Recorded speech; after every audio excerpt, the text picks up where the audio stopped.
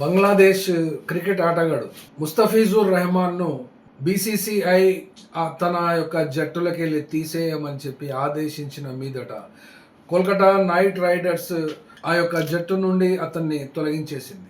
అయినప్పటికీ కూడా ఈ యొక్క ఐపీఎల్ రూల్స్ ప్రకారంగానైతే వాళ్లకు చెల్లించవలసినటువంటి 9,20,00,000 రూపాయలు మాత్రం ఖచ్చితంగా చెల్లించి తీరవలసిందే.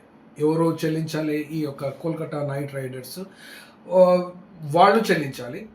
అట్లాగే ఇక్కడ రాజకీయాలలో క్రికెట్ మ్యాచ్ ఉందా, క్రికెట్ మ్యాచ్లో రాజకీయాలు ఉన్నాయా అనబడేటువంటి అంశాన్ని ఇప్పుడు కాదు కొత్తగా చెప్పుకోవాల్సింది.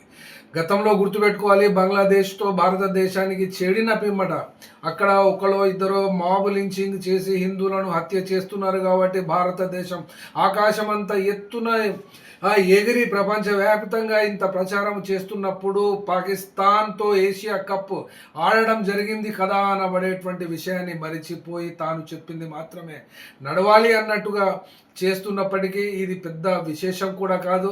ఇది జనానికి సంబంధించిన సమస్య కూడా కాదు.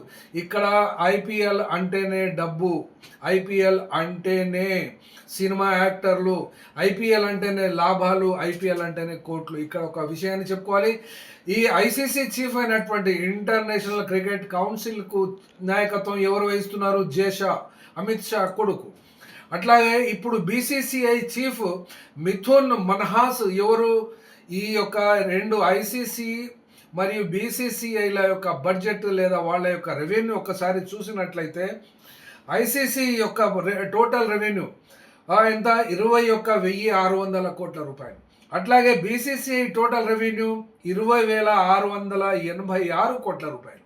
కేకేఆర్ కోల్కతా నైట్ రైడర్స్ ను నడిపిస్తున్నటువంటి red chillies entertainment, Shahrukh Khan మరియు జూహీ చావ్లా, జే మెహతాలు కలిపి నడిపిస్తున్నటువంటి ఈ యొక్క ఎంటర్టైన్మెంట్, ఈ కంపెనీ యొక్క విలువ 1918 కోట్ల రూపాయలు. అనగా ఇదంతా కూడా మనము చూస్తే టీవీలలో యొక్క మొబైల్స్లలో చూస్తే ఈ ఆట చిన్న పిల్లలు ఆడుకునేటువంటి ఆట కాదు. ఇది పెద్ద పెద్ద వాళ్ళు ఆడుకునేటువంటి ఆట, కోట్ల రూపాయల కలిగినటువంటి ఆట.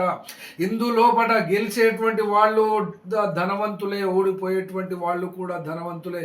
ఈ యొక్క ఆటను రాజకీయంగాను మరియు వ్యాపారంగాను చేసుకొని బతికిస్తున్నటువంటి వాళ్ళందరూ కూడా బీసీసీఐ కానీ ఇప్పుడు తీసుకున్నటువంటి ఈ యొక్క బంగ్లాదేశ్ ఆటలో ఐపీఎల్ రూల్స్ పెట్టినటువంటి కాకుండానే రాజకీయాలను చూపించడం మూలాన ఐసీసీఐ ఎలా రియాక్ట్ అవుతుందో వచ్చే రోజుల్లో మాత్రం ఖచ్చితంగా తెలుస్తుంది.